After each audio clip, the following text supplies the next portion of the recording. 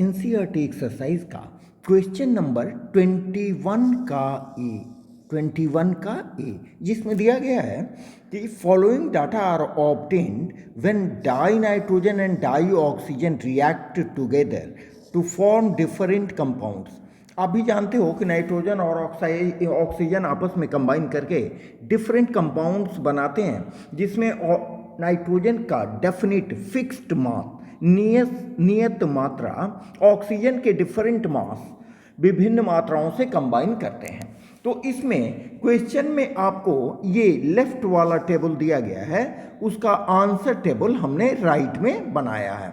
तो यहाँ पर चूंकि डाई नाइट्रोजन लिया गया है, इसलिए सुविधा के लिए हमने क्या किया कि सबको डाई नाइट्रोजन के मास के रूप में बना लिया। देखिए यहाँ 14 को हमने 28 किया है, ठीक है। यहाँ फिर 14 है, उसको भी हमने 28 किया है, ठीक है।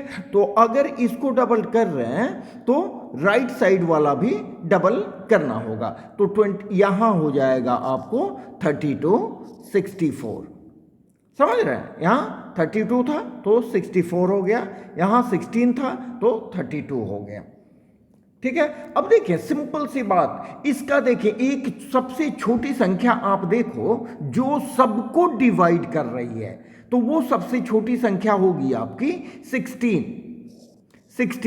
इस 16 से आप सबको डिवाइड करोगे तो आपका रेशियो आएगा बच्चों 2:4:5, 2:4:2:5, 2:4:2:5, जो कि एक साधारण रेशियो है, ठीक है। ये इस चीज को कंफर्म करता है कि ये जो डाटा दिए गए हैं वो लॉ ऑफ मल्टीपल प्रोपोर्शन को फॉलो करते हैं, ओबे करते हैं, ठीक है। जिसके अनुसार when two elements combine to form more than one compound, the masses of one element that combine with fixed mass of the other element are in the small whole number ratio, ठीक है। इसके अनुसार ये data fit बैठता है। इसको हमने हिंदी में भी बच्चों लिख दिया है, ठीक है। तो आप हिंदी और इंग्लिश दोनों में आसानी से स्टडी कर सकते हो, ठीक है।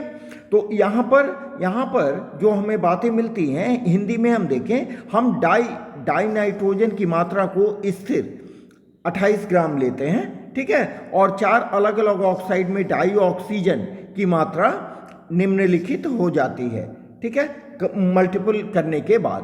Okay, thank you.